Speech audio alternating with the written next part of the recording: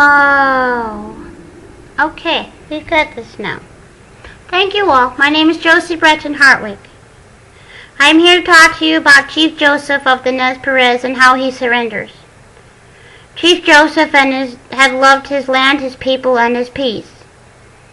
In 1877, he and his people were forced to leave their homes and their ancestral lands in the Wallow Valley.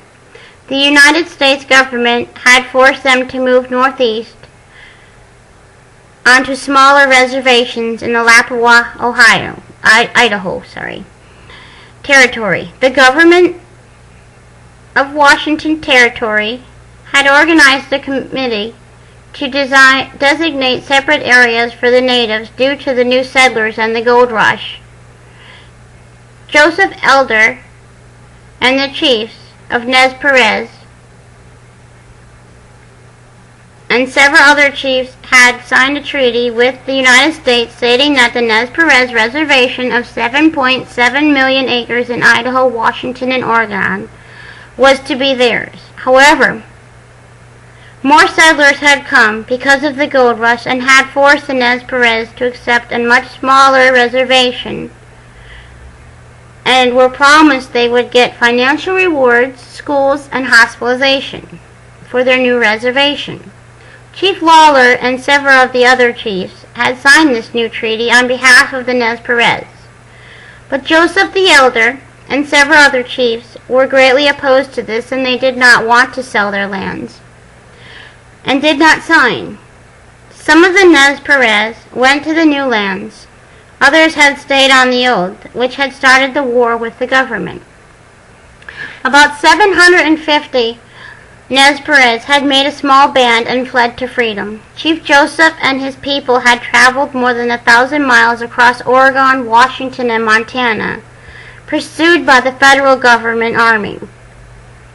They were 40 miles from Canada, the border to freedom, when Chief Joseph had surrendered in Bear Paw Mountains of Montana. Noted History.com, this day in history, Chief Joseph surrenders. Chief Joseph had stated in his speech, "Tell General Howard I know in his heart what he told me before I have in my heart. I am tired of fighting. Looking Glass is dead. To who stole is dead. The old men are all dead. It is the young men who say yes or no. He who led the young men is dead. It is cold, we have no blankets. The children are freezing to death. My people, some of them have run away to the hills and have no blankets, no food, and no one knows where they are. Perhaps they are freezing to death also. I want to have time to look for my children and see how many of them I can find. Maybe I shall find them among the dead.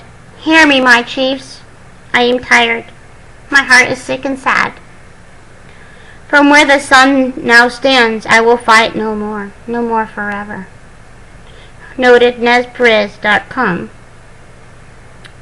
The way Nez Perce had fought for their freedom, the land, and the people, and in the manner they had conducted themselves had been widespread and had delivered admiration among the military advisories as well as the American public.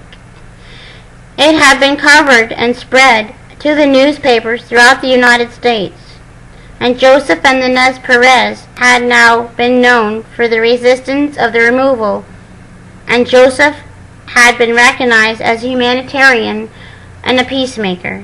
For this fight, for the Nez Perce had been allowed to return to the Pacific Northwest, close to their home, and all thanks to the persistence of Chief Joseph. Thank you, everyone.